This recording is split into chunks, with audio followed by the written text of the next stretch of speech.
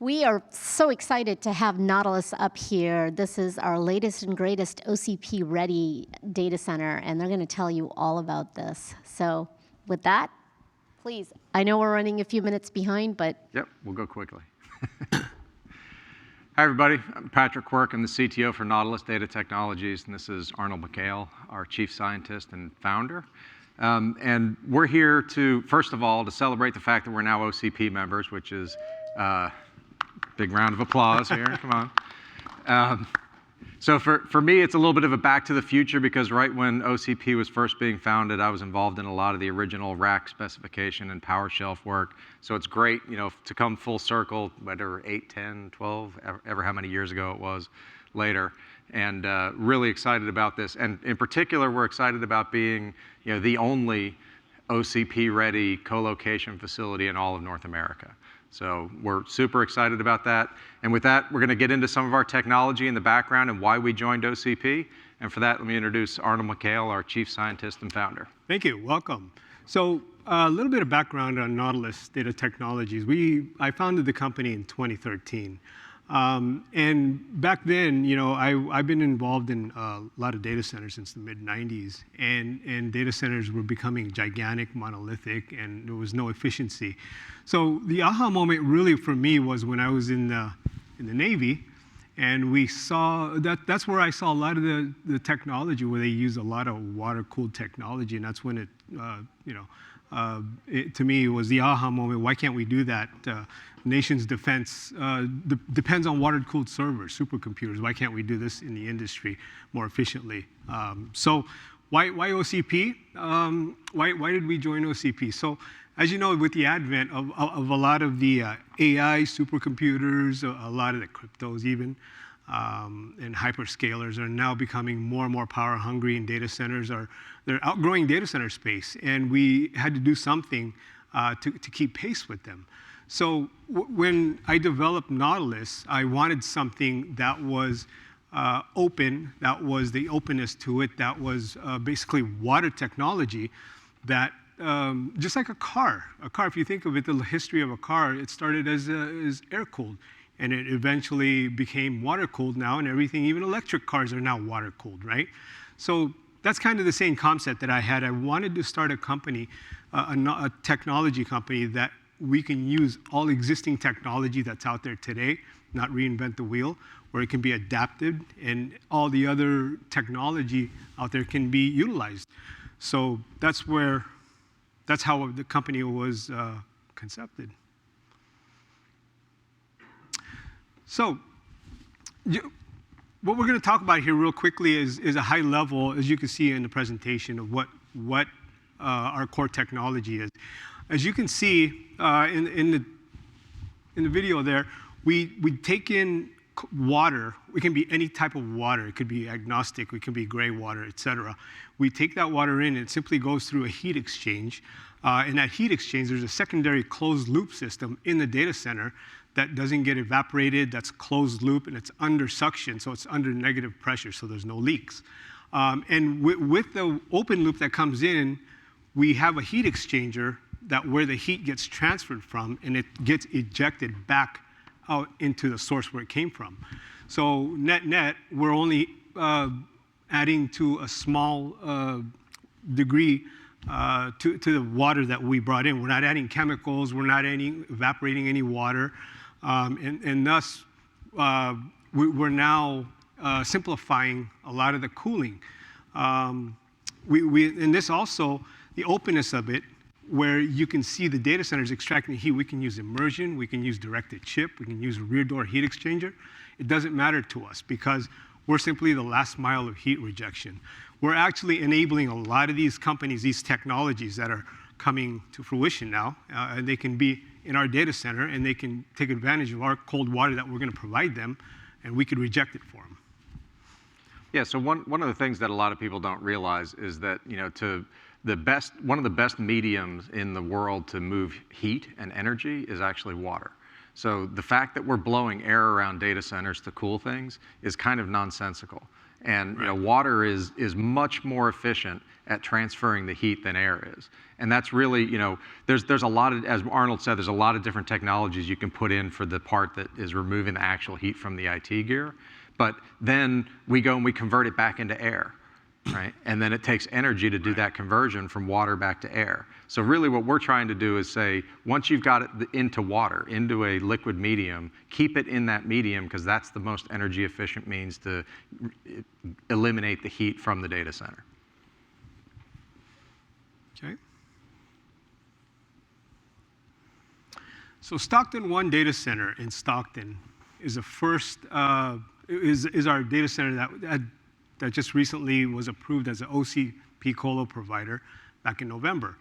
In the next picture, I'll show you, again, with the theme of reusing existing infrastructure, for example, we decided to use a barge, an existing barge that was built actually in the 60s. We retrofitted it and we put IT gear on it, and that's where all the cooling technology sits on. It's a 7 megawatt facility. And right now we actually have an OCP partner in there, IT Renew, that's in our data center today. And we also have U systems, and we're trying to open up. We actually have 4 data halls in that data center. It's 7 megawatts. And the thing that I wanted to bring also with this data center, 7 megawatts, we can support up to 55 kW a rack in all our data halls. And we have an SLA of 1.15 PUE. So let me show you the next one.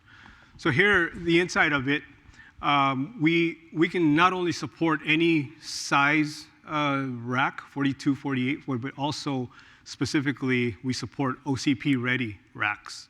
Like I said, we have IT Renew that's in there now, that's already been deployed. And at the bottom, you could see the barge that was retrofitted. It's actually sitting on the San Joaquin River. And that's where, essentially sitting on the heat sink, right? The water that it's taken in. So,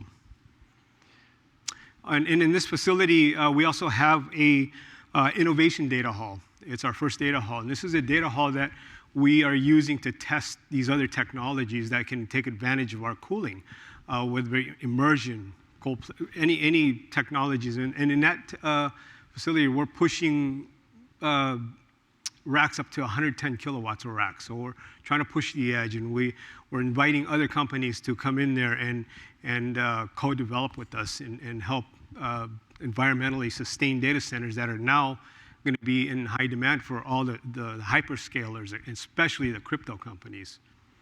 Yeah, and if you guys have been walking through the exhibit hall, I think I counted 4 or 5 different people who are doing either immersion cooling. So you have Submer over here.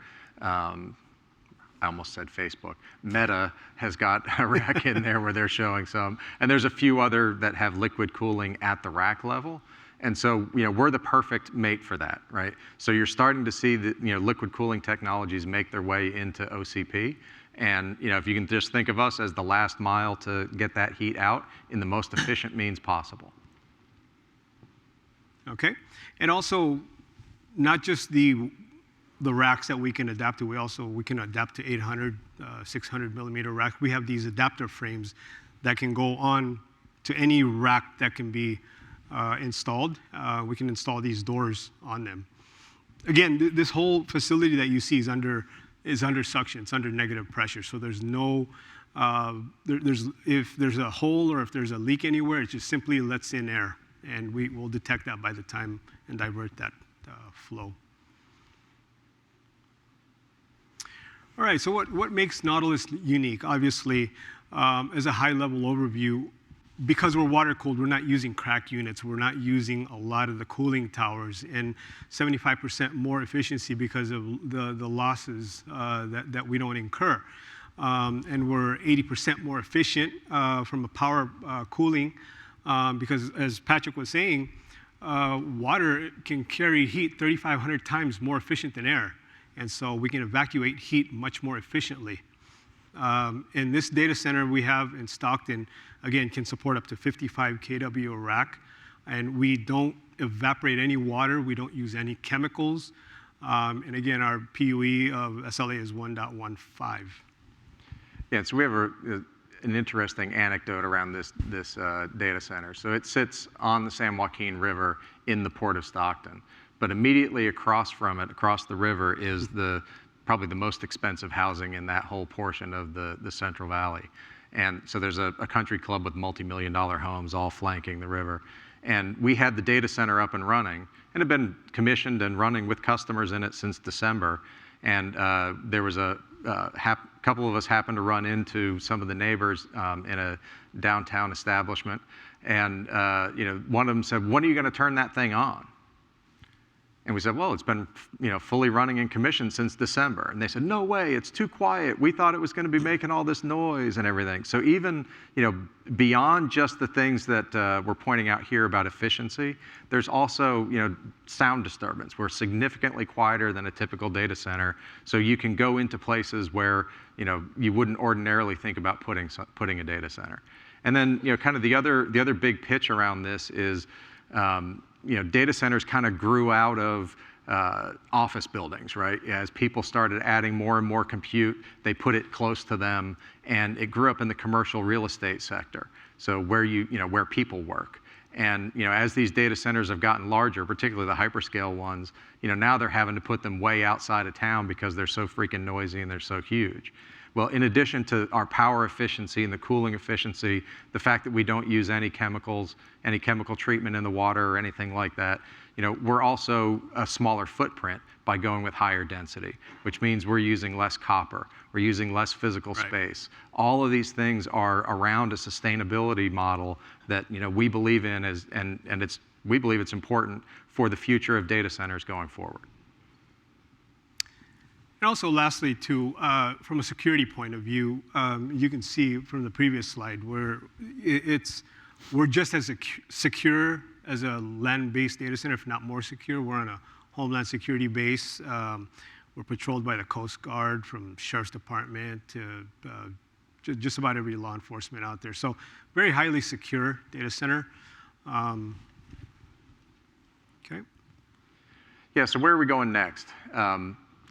We commissioned the first data center in Stockton back in December of 2020, so almost 1 year ago. We're adding additional capacity into it. That'll be commissioned by the end of this calendar year to get us up to 7 megawatts. And so the next projects that we're looking at are global in nature. Now, the next one will probably be in North America. We've got other sites to come, probably in Europe next. But the next one we're doing in the upper left, you see Millinocket, Maine. So that's the site of the former Great Northern Paper headquarters. And they built a series of hydro dams and hydroelectric facilities on the Penobscot River to support their paper mill operations. So when they shut down a number of years ago, it turned into a blighted brownfield site. Well, we're going in and working with a nonprofit that has bought up the property to go in and place what will be, no question, the world's greenest data center. For those of you guys who are familiar with PUE, we will be commissioning at better than a 1.1 PUE. And so what does that mean? That means that 90% of the power that is generated is going to the IT load, not to run the rest of the facility and to cool it. And the reason we're able to get there is because we're sitting on 110 feet of head. So there's a canal above us that feeds the hydro facility that's literally right next door. And we're able to take advantage of gravity to feed our water cooling system. So we don't have to have pumps, which saves us an additional 5 to 6% over what we're able to do in Stockton. So we'll be a sub 1.1 PUE. All of our power is completely renewable because it's 100% hydro generated. And then again, kind of all the rest of the things that we're doing around densification of the data halls and everything else, it's a great reuse of a brownfield facility that's revitalizing what was becoming a dead town in northern Maine. There's some other great advantages to it. It'll be the closest co-location data center to the fastest transatlantic fiber optic route. So any companies that have multinational operations where you've got data sovereignty issues, if you need to have something in EMEA and something in North America, but you want them affiliated at as close of a possible latency, we'll have a facility there. And then we're looking at putting a facility on the other end of that subsea fiber optic cable as well. So we've got some great things coming up. Millennick's just the next one. We'll be announcing additional sites here probably over the next 6 months. And we're kind of super excited about that. And along with that, we've created a partnership with Bechtel, who are going to go in and do all of our construction wrapping. And they're probably the single largest EPC contractor in the world for power stations and things of that nature. So they've got a great global footprint, very experienced in doing these kinds of projects. And we've got other partnerships as well that are part of this that we'll be announcing over the next few months. But we're super excited about the expansion we've got coming up. And if you'll flip to the next slide there, Arnold. Most important thing is bring your projects, right? We are OCP ready today. We have OCP racks active running in our data center today, and we'd love to have more. I'd like nothing more than to dedicate an entire 2-megawatt data hall to just OCP-based fabric. So if you guys have any projects, whether it's, Arnold talked about our demo space. So not only can we bring in, if you wanted to do a proof of concept to show off something to a customer of yours or jointly with somebody else or just be able to see how it works, we've got that demo space in the data center that we can go in and stand things up that we can do co-marketing around it or whatever you want to do. And then when you've got a full project, come in and move it into the data hall. And then as we go forward, if you've got any, as mentioned a second ago, there's more and more people coming in and doing new technologies that are coming into the OCP community. If there's anything in there that you're looking for a partner to have a place to be able to host it and work with you on it, we're more than welcome to that as well. So with that, we'll open it up to any questions anybody has.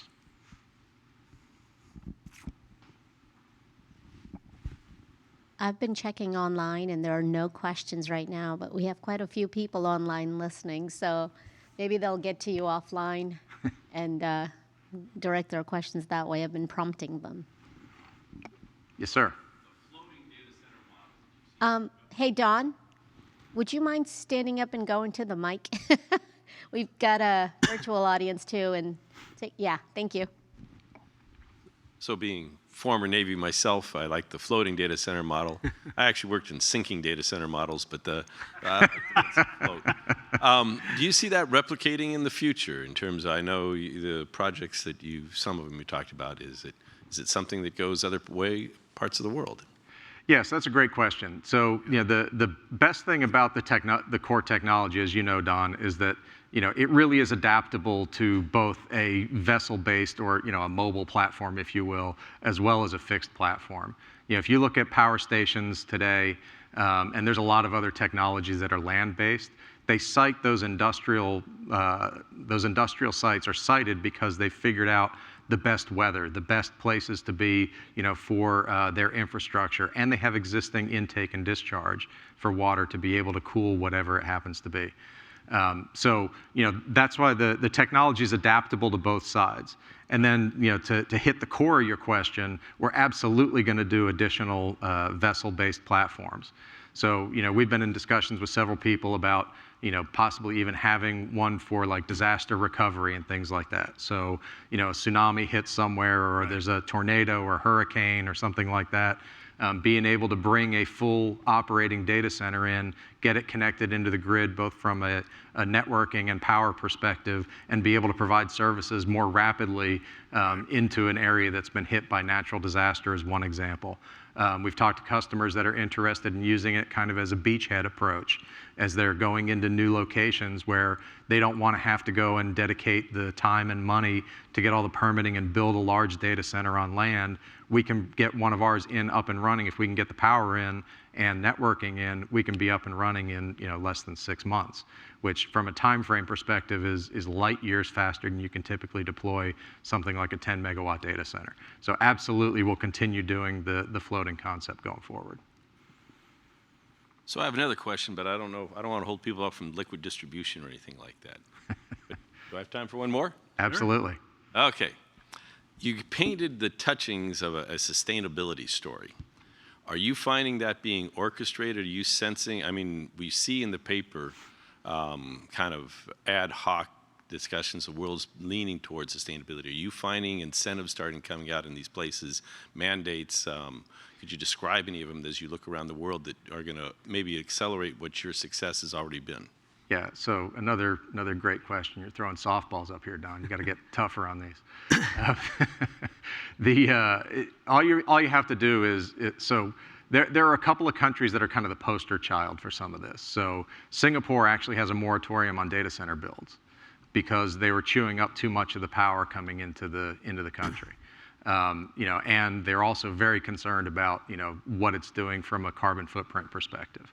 So Singapore has had their moratorium in place for over 18 months now, and there's no signs of it being lifted.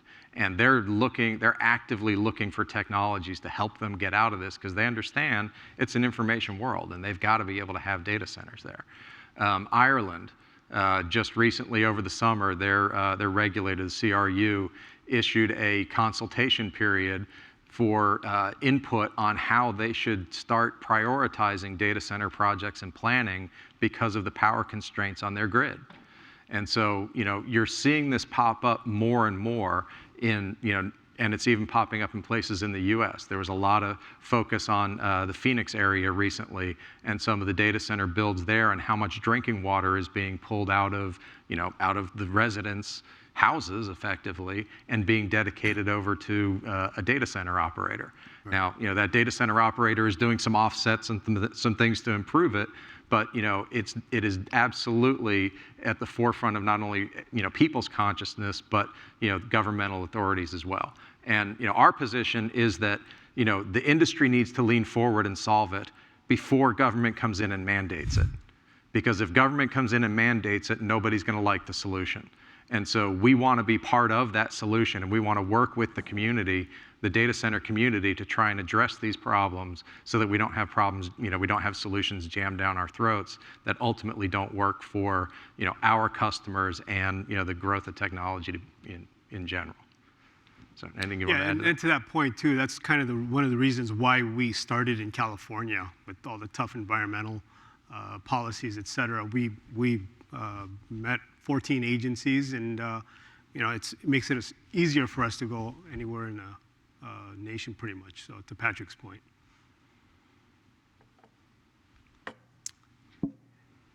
Any other questions? Any other questions? Well, again, thank you everybody for coming. So much. We're proud to be members of OCP and look forward to working with you guys. Thank you.